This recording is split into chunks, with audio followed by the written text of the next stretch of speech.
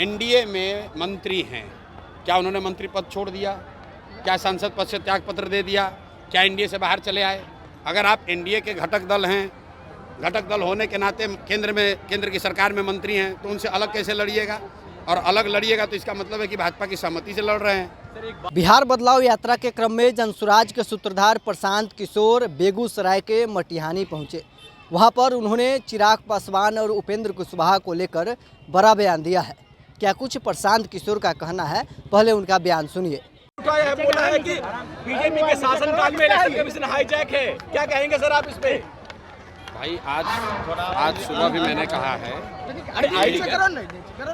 राहुल गांधी देश में विपक्ष के नेता हैं और अगर उन्होंने लिखित तौर पर डिटेल एक बात रखी है सामने, देश के सामने, जिसमें महाराष्ट्र में हुए इलेक्शन को लेकर उन्होंने कुछ सवाल उठाए हैं, खास करके जो अंतिम 1 घंटे में वोटिंग परसेंटेज बढ़ा है और कुछ लोगों का जो वोटर लिस्ट में नाम जोड़ने की बात, उन्होंने पूरा अपना एक डिटेल आर्टिकल लिखा है।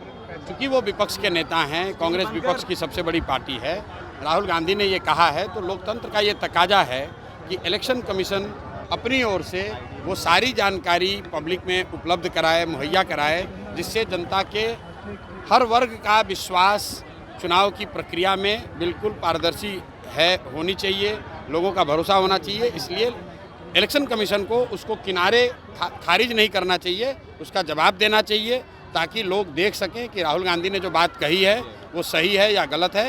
इलेक्शन कमीशन ने शायद, जहाँ तक अभी मुझे पूरी जानकारी नहीं है, लेकिन शायद राहुल गांधी को कहा है कि वो सीधे इलेक्शन कमीशन को वो जानकारी उपलब्ध कराएं, ऐसा शायद कहा है, मुझे पता नहीं है। लेकिन जो आर्टिकल राहुल गांधी ने लिखा है, हिंदी और अंग्रेजी दोनों में है, उसमें गंभीर आरोप लगाए गए हैं। वोटर लिस्ट के मैनिपुलेशन की बात कही गई है, चुनाव के अंतिम 1 घंटे में 6% वोटिंग परसेंटेज बढ़ाने की बात कही गई है और अपने इस आरोप के सपोर्ट में राहुल गांधी ने कुछ तथ्य रखे हैं।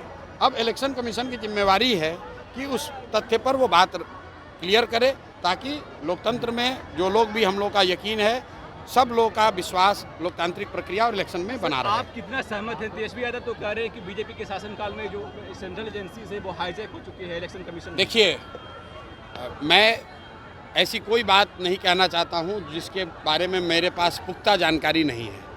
मेरे पास इसकी कोई पुख्ता जानकारी नहीं है कि ईवीएम या इलेक्शन प्रोसेस में मैनिपुलेशन हुआ है कि नहीं हुआ है।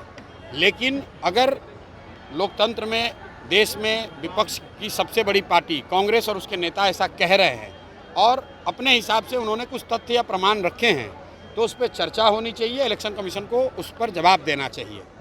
रह गई बात तेजस्वी यादव की, तो ये राजद के नेता हैं और बिहार के लोगों को बहुत अच्छी तरीके से याद है कि जब उनके पिताजी का शासन था तो यहाँ पर इलेक्शन कितनी बढ़िया से होता था, कैसे बूथ लूटा जाता था, कैसे बक्से से जिन निकलने वाली बात कही जाती थी। इसलिए तेजस्वी यादव के कहने का कोई मतलब नहीं है। हाँ, राहुल गांधी ने बात कही है, तथ्यों के साथ कहा है, उसका जवाब इलेक्शन कमीशन को देना चाहिए। सर, उपेंद्र कुशवाहा हो, चिराग पासवान हो, सभी अपने दमखम दिखा रहे हैं, एनडीए को कहीं ना कहीं आंख भी दिखा रहे हैं। आपको क्या लगता है? भाई देखिए, कोई मैंने पहले कहा है कि जब आप गठबंधन की राजनीति में होते हैं तो इस तरह की चीज़ें चलती रहती हैं। हर दल हाथ पांव मारता है इसलिए कि उसको लगता है कि मैं ज़्यादा से ज़्यादा सीट ले लूँ।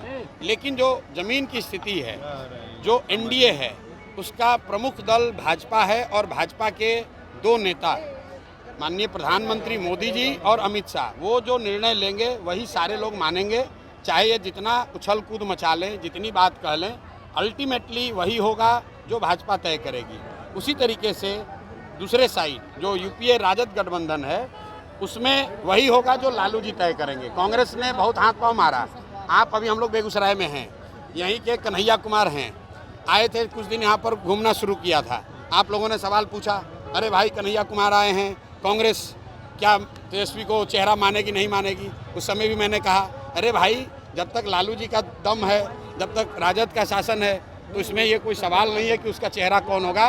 वो कांग्रेस नहीं तय करती है, वो कन्हैया कुमार राहुल गांधी तय नहीं करते हैं, वो लालू जी तय करते हैं। और जब तक लालू जी हैं तो चेहरा उनके परिवार का ही कोई होगा। तो ये सब नूरा कुश्ती है, इससे बिहार के लोगों का क्या लेना देना है? भाई कौन सा दल कितना सीट लड़ेगा, गठबंधन में चिराग जी को कितना सीट मिलेगा, कांग्रेस को कितना सीट मिलेगा, इससे बिहार के बच्चों का क्या लेना देना है? क्या बिहार के बच्चों को तो ये जानना है कि हम लोग के लिए रोजगार कब होगा, हम लोग को गुजरात, तमिलनाडु, पंजाब कब जाना नहीं पड़ेगा। बिहार के लोग तो ये जानना चाहते हैं कि यहाँ भ्रष्टाचार कब रुकेगा। बिहार के लोग ये जानना चाहते हैं कि उनके बच्चों के लिए पढ़ाई कब होगा। किस गठबंधन में किसको कौन सीट मिलेगी, इससे जनता का कोई सरोकार नहीं है। प्रशांत जी संजय एमएलसी संजय जी का बयान आया कि आप डिप्टी सीएम के लिए। अरे मेरे भाई, सबके बयान का जवाब देना जरूरी नहीं है। आगे बढ़िए। चिराग पासवान बोले हैं कि 243 सीट पर लड़ेंगे, घोषणा करें आज।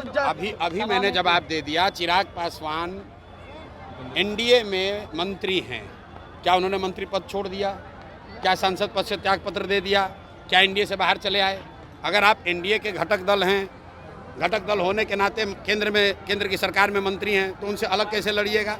और अलग लड़िएगा तो इसका मतलब है कि भाजपा की सहमति से लड़ रहे हैं। सर एक बात उन्होंने कही है कि वो चुनाव बदल पाएंगे सर मटिहानी की राजनीति को। पूरे बिहार की राजनीति को बदलने निकले हैं, तो मटिहानी बिहार से बाहर तो है नहीं। सीटों का बंटवारा मतलब हम लोग को किसी से बंटवारा नहीं करना है, हम लोग तो 243 लड़ रहे हैं। सर आप कह रहे हैं कि पार्टी बना है काला धन बचाने के लिए। क्या करने के लिए? काला धन को व्हाइट मनी में करने के लिए। किसने बोला ये? एमएलसी संजय। चलिए आगे बढ़िए ना, आगे बढ़िए। ठीक है सर। तो अभी आपने सुना जनसुराज के सूत्रधार प्रशांत किशोर केंद्रीय मंत्री चिराग पासवान और उपेंद्र कुशवाहा को लेकर क्या कुछ कह रहे थे। उन्होंने कहा है कि उपेंद्र कुशवाहा हो चाहे चिराग पासवान, जो रैली कर रहे हैं, ये लोग दांव पे लगा रहे हैं कि किसी भी प्रकार से एनडीए में सीट हमें ज़्यादा मिले। एनडीए में अभी सीट का बंटवारा नहीं हुआ है, और जब तक सीट का बंटवारा नहीं हो जाता है, जो छोटी पार्टियां हैं वो अपना दांव पेच लगाती रहती है कि हमें ज़्यादा सीट अपने गठबंधन के अंदर मिले। यही कारण है कि केंद्रीय मंत्री चिराग पासवान आज आरा में नव संकल्प सभा का आयोजन किए थे। दूसरी तरफ उपेंद्र कुशवाहा भी मुजफ्फरपुर में आज एक बड़ा सा रैली का आयोजन किए थे, और इस दौरान केंद्रीय मंत्री चिराग पासवान ने 243 सीट पर चुनाव लड़ने का भी ऐलान किया है। उपेंद्र कुशवाहा भी मुजफ्फरपुर में एक बड़ा रैली का आयोजन किए थे। इस पर जनसुराज के सूत्रधार प्रशांत किशोर का बड़ा बयान सामने आ गया है। बहरहाल इस खबर में इतना ही। आप बने रहे न्यूज़ 24 नेशन के साथ।